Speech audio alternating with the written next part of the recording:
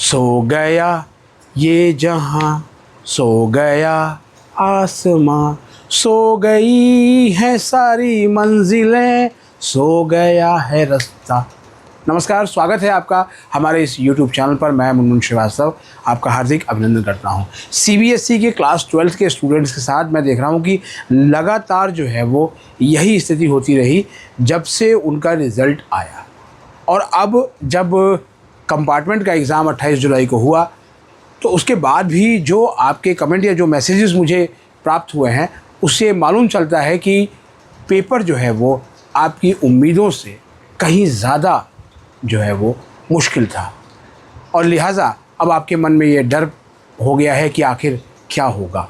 जो बिल्कुल पास होने की बॉर्डर लाइन पे अटके हुए हैं, क्या उनकी जो गाड़ी है वो पास के लेवल को टच कर पाएगी, और जो अपने इम्प्रूवमेंट देने के लिए जो है वो एग्ज़ाम दे रहे थे तो क्या उनके जो है वो 75% मार्क्स जो है वो बन पाएंगे। ये अपने आप में बड़ा सवाल बन गया है। जी हाँ, कल एग्ज़ाम था, 28 जुलाई थी और दिल्ली विश्वविद्यालय में नया सेशन भी शुरू हुआ, तो हम उसे कवर करने के लिए जो है वो ड्यू में थे, तो इसलिए लिहाजा हम किसी भी कंपार्टमेंट सेंटर पर जो है वो बच्चों का रिव्यू लेने जा नहीं पाए। और उनको शुभकामनाएं आप सबको हमने दी थी और हमने कहा भी था कि पेपर मॉडरेट आएगा, क्योंकि तमाम CBSE से जुड़े हुए सूत्रों से बात करने, शिक्षकों से बात करने के बाद मैंने आपको यही बताया था। लेकिन जो आपके कमेंट आ रहे हैं और उसके बाद मैंने जो शिक्षकों से बात की फ़ोन पर, तो उन्होंने बताया कि नहीं सर, जो है वो पेपर जो है वो ईज़ी तो नहीं कह सकते हैं, मॉडरेट से भी थोड़ा सा ऊपर ही पेपर आया था। और कुछ एक सब्जेक्ट जिनमें स्टूडेंट्स को ज़्यादा दिक्कत हुई थी पीछे मेन एग्ज़ाम में, जिनमें मैथमेटिक्स, केमिस्ट्री और फिज़िक्स, इनके पेपर तो जो है वो मुश्किल ही आए, ऐसा नहीं है कि आसान आए। हाँ, मैथ्स में थोड़ा सा जो है वो कुछ सेट मुश्किल और कुछ सेट जो है वो थे कि जो मॉडरेट से ऊपर, मतलब जिसको कि आप प्लस प्लस कह सकते हैं, वहाँ तक जो है वो आया। अब लिहाजा स्टूडेंट्स के पास अब ये समस्या हो गई कि आखिर जो है वो क्या होगा, कि बड़ी उम्मीदों से उन्होंने तैयारी की थी। मैं आपको जो कुछ कमेंट्स थे और जो मैसेज मुझे प्राप्त हुए उसके आधार पर मैंने मोटा मोटी जो समझा है वो मैं आपको बताता हूँ। इसमें कहा गया है कि फ़िज़िक्स का जो सेट 2 था वो पूरा हार्ड आया।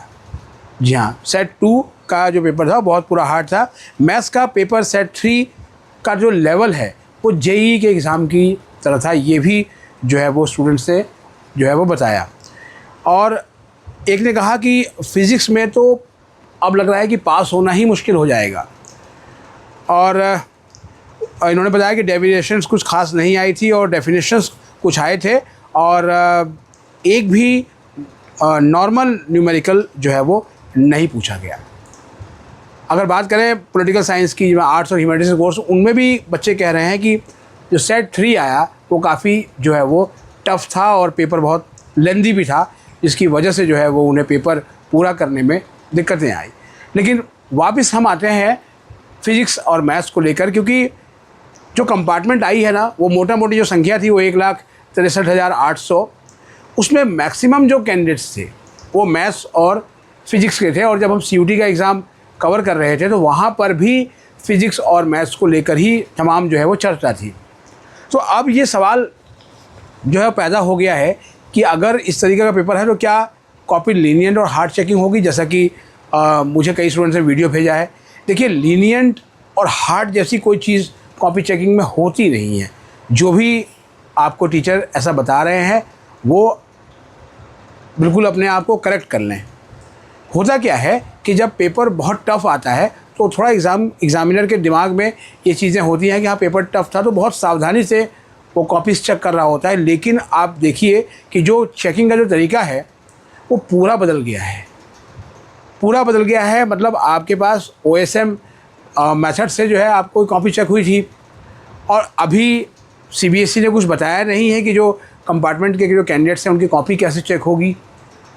तो हम आज भी की डेट में भी ये मान के चल रहे हैं कि कॉपी जो है वो OSM के ज़रिए ही चेक होगी, और जो उसमें चीज़ें लिखी हुई हैं वही आपको मिलेगा। यानी कि जो है वो स्टेप मार्किंग जो है वो बिल्कुल ही लगभग आउट होगी। अगर आपने उस टेक्निक से एग्ज़ाम दिया है जो टीचर्स को OSM मार्किंग के दौरान दिया जाएगा, तो ही आपको नंबर मिलेंगे।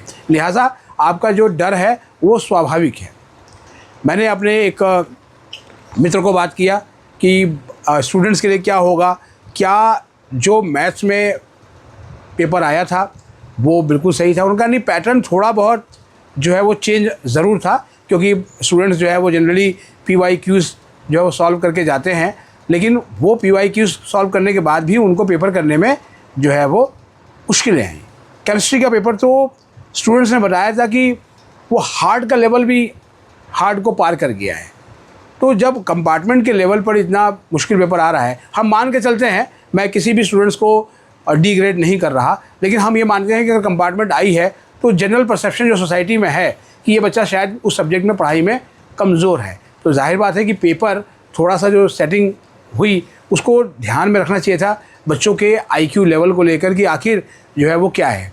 लेकिन मैंने कहा ना, सारे रास्ते जो है वो सो गए हैं। CBSE ने कुछ भी नहीं किया। इवन जो है वो जिस वक्त तक मैं ये वीडियो कर रहा हूँ, CBSE से कोई ऐसा डेटा प्राप्त नहीं हुआ है कि आखिर फाइनली कितने कैंडिडेट्स ने जो है वो एग्ज़ाम दिया देश भर में। और जो कंपार्टमेंट आई थी वो देश भर में आई थी, त्रिवेंद्रम तक में आई थी, जो कि सबसे टॉप सेंटर था रिज़ल्ट के मामले को अगर देखें तो जब डेटा ही नहीं होगा कि आखिर कितने बच्चों ने एग्ज़ाम दिया, तो सही बताना मुश्किल है कि आखिर कितने बच्चे एग्ज़ाम के लिए रजिस्टर्ड हुए थे और कितनों ने एग्ज़ाम दिया, और अब उनका जो एग्ज़ाम की जो कॉपी है वो कैसे चेक होगी और कब तक रिज़ल्ट आएगा, ये भी अपने आप में एक बड़ा सवाल है।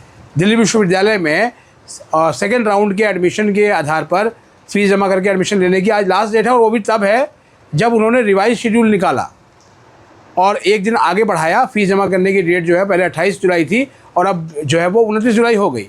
लेकिन जो है कंपार्टमेंट वालों का अगर रिज़ल्ट नहीं आएगा तो उनके लिए तो एडमिशन लेना भी मुश्किल हो जाएगा। तो इसीलिए स्टूडेंट्स लगातार शुरू में भी यही डिमांड कर रहे थे कि उनको जो है वो ग्रेस मार्क्स दिया जाए, और कोई ग्रेस मार्क्स भी बहुत लंबी चौड़ी की डिमांड नहीं थी। 15 से 20 नंबर का ग्रेस मार्क्स जो है अगर उनको जो है मिलता, कोई मॉडरेशन कमेटी बनती, तो शायद ये कंपार्टमेंट के लेवल तक आने से पहले ही CBSE का जितना भी रायता फैला था वो सारा रायता सिमट जाता और स्टूडेंट्स जो है वो टेंशन फ्री हो जाते। लेकिन पिछले लगभग 2-2.5 महीने से अगर सबसे अधिक कोई सफ़र कर रहा है तो वो स्टूडेंट्स कर रहे हैं, और CBSE बोर्ड के स्टूडेंट्स जो है वो सबसे ज़्यादा सफ़र कर रहे हैं, क्योंकि OSM के रिज़ल्ट ने उनको रुलाया और उसमें भी जो है वो बच्चों की ही गलतियां ढूंढ ली गई कि आप ही की गलती थी। CBSE बिल्कुल खामोश होकर बैठ गई। और कहा भी जाता है, मैनेजमेंट में कहते भी हैं कि जब चीज़ों को लिंगर ऑन करना हो तो चुप करके बैठ जाओ, खामोश हो जाओ, धीरे धीरे अपने आप चीज़ें जो है वो सेटल हो जाएंगी। और CBSE ने भी जो है वो यही किया और कंपार्टमेंट तक आ गए बच्चे। और कंपार्टमेंट का एग्ज़ाम जब उन्होंने दिया, दिल्ली में तो कल वैसे ही बहुत भयंकर बारिश हो रही थी, कितने बच्चे एग्ज़ाम देने पहुँचे टाइम से और उन्हें एंट्री मिली कि नहीं मिली, इस बारे में भी जो है वो कोई रिपोर्ट नहीं आई। अखबारों में भी जो है वो इस तरह की कोई रिपोर्टिंग नहीं हुई। तो आप सोच सकते हैं कि आखिर जो है वो जो CBSE के बच्चों से जुड़ा हुआ जो इशू है वो अब कितना जो है वो बेमानी हो गया है। लेकिन बच्चों, मैं आपको एक ही चीज़ कहूँगा कि आपने अपना काम कर दिया है। अब देखते हैं, देश में वैसे भी थोड़ा बहुत जो है वो परिवर्तन की जो है बयार बही है। देश को नया शिक्षा मंत्री मिला है और प्रहलाद जोशी से उम्मीद बहुत है, क्योंकि जहाँ तक मैंने उनके बारे में सुना है वो एक बहुत ही कुशल जो है वो प्रशासक रहे हैं। और मुझे लगता है कि शिक्षा के क्षेत्र में जो है वो कहीं ना कहीं कोई ना कोई जो है बदलाव दिखेगा, क्योंकि मुझे सूत्रों ने बताया कि उन मंत्री बनते ही उन्होंने जो है वो सबसे पहले NTA के लोगों को तलब किया कि आप आइए और बताइए कि ये सारा जो है वो ये सारी गड़बड़ियाँ और चीज़ें क्यों हो रही हैं। तो उम्मीद करते हैं कि इस तरह की चीज़ें जो है वो CBSE में भी बदलेंगी। आप सबको शुभकामनाएं। मुझे पूरी उम्मीद है कि आपने बहुत अच्छे से एग्ज़ाम दिया होगा और इन तमाम बाधाओं को पार करते हुए जीत आपकी होगी और आप जो है वो न केवल पास होंगे बल्कि बहुत ही अच्छे नंबरों से पास होंगे। आप अपने सवाल कमेंट बॉक्स में लिख दें, और ये वीडियो अगर आपको अच्छी लगी हो तो लाइक करके हाइप देना ना भूलें। और आप में से जितने बच्चे हैं जिनको कि अभी ड्यू में एडमिशन मिल गया है राउंड 2 में, वो अपनी फ़ीस जो है बराए मेहरबानी आज जो आधी रात तक का जो समय है जमा कर दें, नहीं तो अगर आपको सीट मिली है तो वो चली जाएगी। नमस्कार।